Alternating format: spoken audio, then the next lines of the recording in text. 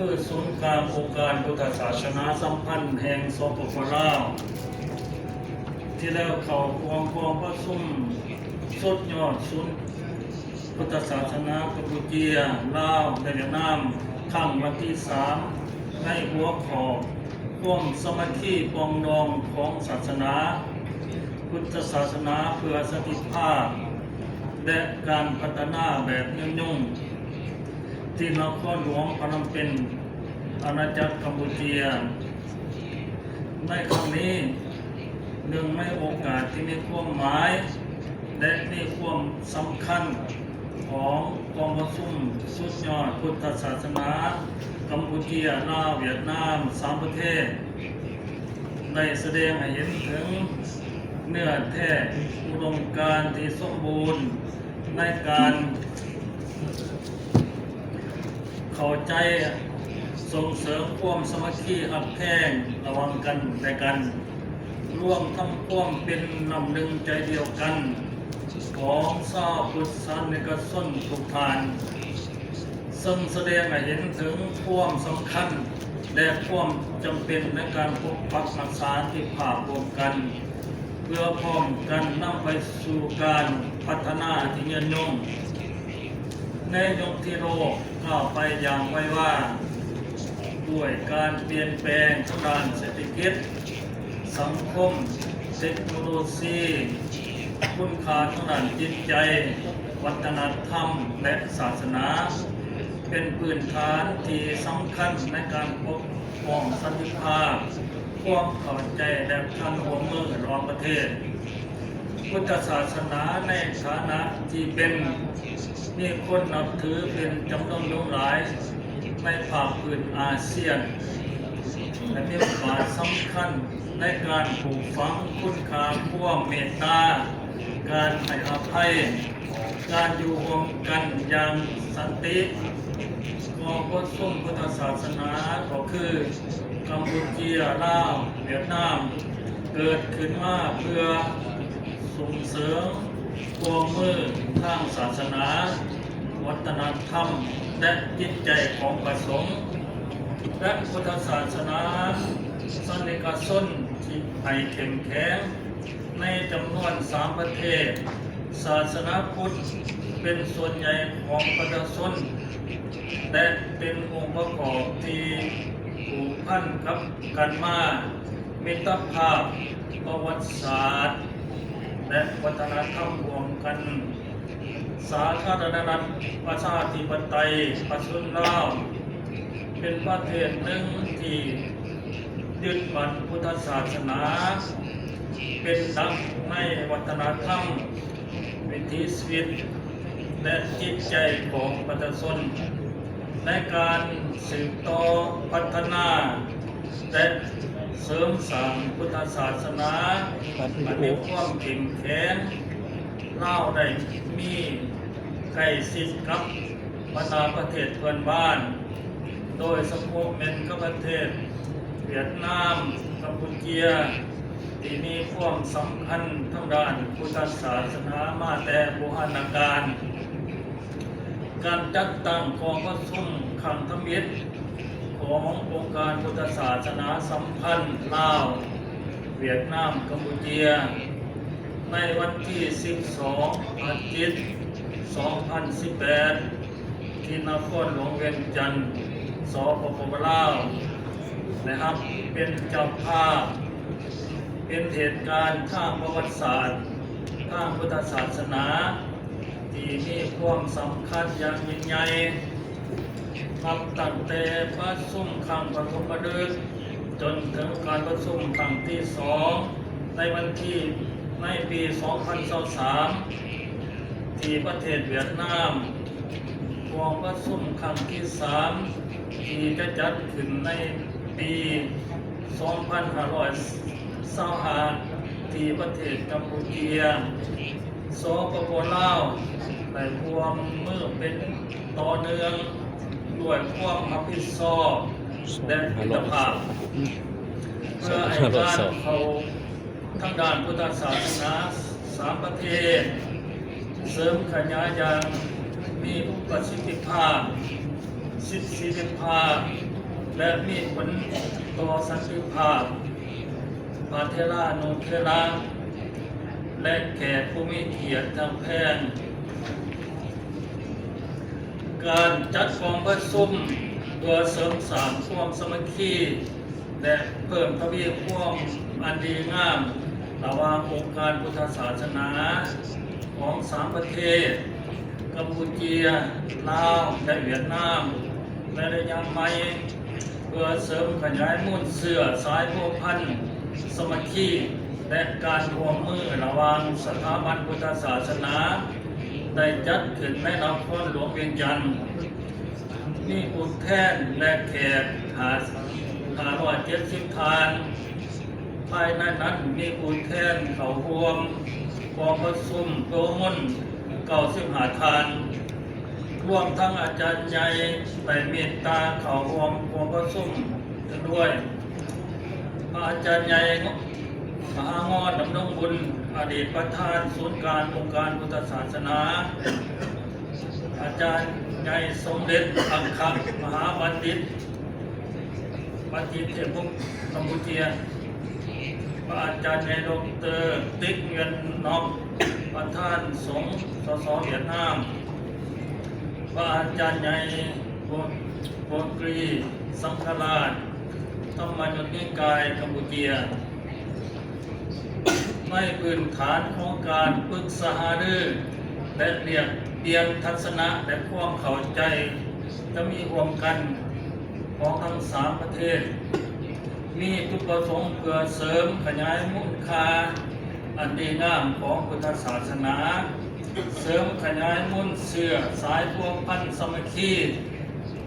การร่วมมือระหว่าง3 สถาบันพุทธศาสนา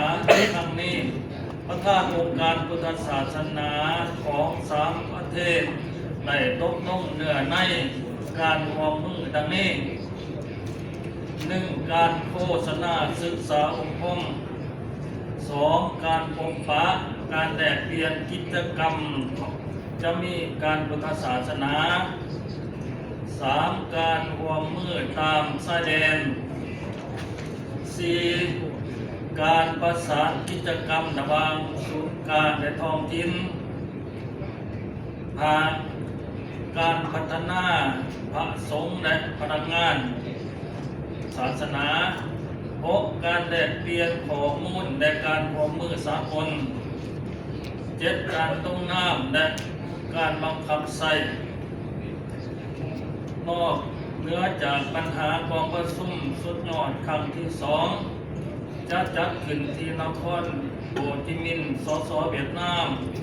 ในวันที่25 ธันวาคม 2523ในหัวข้อความรับผู้ของพุทธศาสนาเกี่ยวกับการคุ้มครองสิ่งแวดล้อม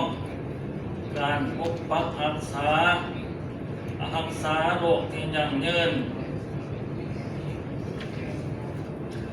มีจุดประสงค์จะปกปักรักษาและส่งเสริมความรู้ความเข้าใจเกี่ยวกับการคุ้มครองสิ่งแวดล้อมและการพัฒนาสิ่งยืนยงในเขตอาเซียนเช่น 1. การสร้างความร่วมมือทางพุทธศาสนา 2. เป็นแนวทางในการรับประกันความยืนยง 3. สร้างเนื้อหาการสนทนาแบบมีคุณภาพถึงอย่างไรก็ตามการจัดกองประชุมพุทธศาสนาทั้ง3 ทั้งนี้มีความหมายความสำคัญซึ่งเป็นพื้นฐานในการสร้างความร่วมมือระหว่างพุทธศาสนายังขาดมาอย่างสูงสุดดังนี้คือ 1. สร้างความสามัคคีและการร่วมมือ 2. เสริมสร้างความเข้าใจและความหักแท้ง 3. สร้างความเข้าใจอันดีงามระหว่างประเทศ 4. ผลิตผลงานทางวิชาการและการค้นคว้าพุทธศาสนา 5. สร้างเครือข่ายมีการร่วมมือทางพุทธศาสนา 6. ส่งเสริมการรับผิดชอบทางด้านสังคมตามหลักพุทธศาสนา 7. การปฏิรูปพุทธธรรมในชีวิตประจำวัน 8. ส่งเสริมสันติภาพในโลกตามหลักพุทธศาสนา 9. ส่งเสริมพื้นฐานในการพัฒนาอย่างยั่งยืน 10. การปูทางให้กับการร่วมมือทางด้านการศึกษาพุทธศาสนา การจัดตั้งสนทนาวิชาการรวมกัน การพัฒนาหลักสูตรรวมกันระหว่างสถาบันพุทธศาสนา ในปัจจุบันนี้มีจุดประสงค์ที่สำคัญก็คือเพื่อให้พุทธศาสนามีความทันสมัย มีความสามารถทำประกันเปลี่ยนแปลงของโลกได้และยังไม่เป็นการสร้างกำลังคนทางด้านพุทธศาสนาในอนาคต 11. การสร้างจิตสำนึกในการอนุรักษ์พุทธศาสนา 12. ส่งเสริมการรวมของเยาวชนในพุทธศาสนา สรุปแล้ว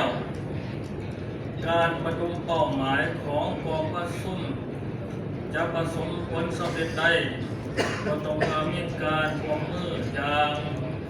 เข้มแข็งระหว่างพุทธศาสนารัฐบาลและประชาชนพุทธศาสนามีบทบาทในการชี้นำด้วยหลักธรรมคำสอนรัฐบาลให้การสนับสนุนส่วนประชาชนเป็นผู้ปฏิบัติภายในชุมชนเพื่อให้มีการร่วมมือเกิดความประโยชน์แบบยืนยงแก่สังคมการประชุมพุทธศาสนาสามประเทศครั้งปฐมฤกษ์ได้สร้างความประทับใจอย่างลึกซึ้งและเป็นหลักพื้นฐานเจตนาพุทธศาสนาโมเมนเพียงแต่ศาสนาที่เป็นคำสอนให้คนเป็นคนดี มีความเมตตาแต่ยังคนเป็นผู้มีกำลังใจที่มีบทบาทสำคัญในการสร้างสันติภาพและพัฒนาสังคมให้อยู่รวมกันอย่างสามัคคีการร่วมมือของสามประเทศคือกัมพูชาลาวและเวียดนามในครั้งนี้เป็นมิติหมายอันดีของการร่วมมือรวมใจในการประดิษฐ์ผลงานทางพุทธศาสนาการเสริมสร้างความเข้าใจระหว่างประเทศขอเสนอถึงการเสริมความประชุมพุทธศาสนาสามประเทศโมเมน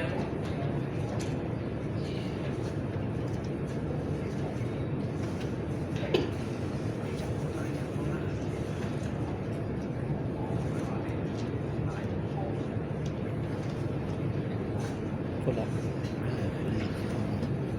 งงนะ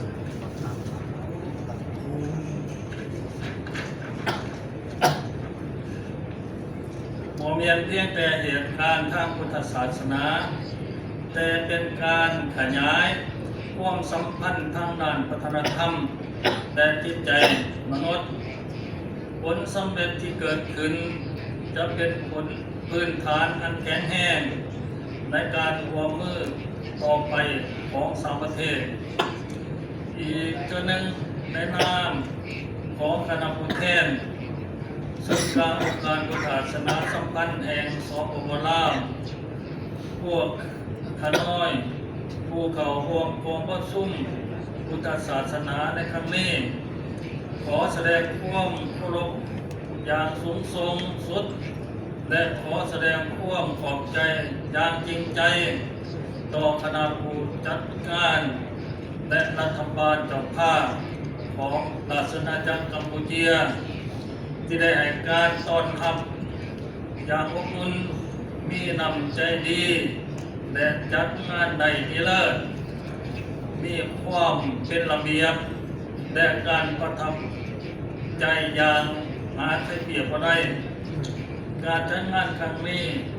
บ่เพียงแต่เป็นเหตุการณ์ทางด้านพุทธศาสนา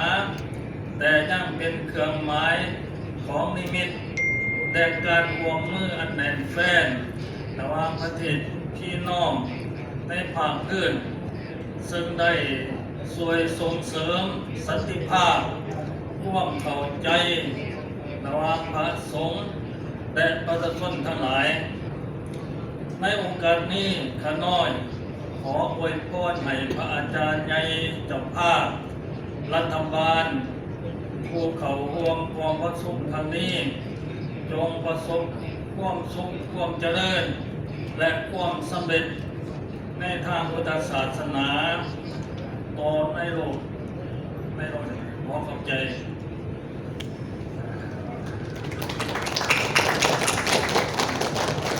អរគុណបដិជនពេលវេលាគឺគ្រប់គ្រាន់បងតាមការកំណត់សូមអរគុណណាចឹងទេมันមានពេលសម្រាប់ជួនទៅសំណួរឬក៏យោបល់ដល់អស់ចឹងទេដោយពេលវេលាមានកំណត់ខ្ញុំកណ្ដាលខ្ញុំសូមឱកាសដើម្បីនិមន្តព្រះដេចគុណថេកវេថង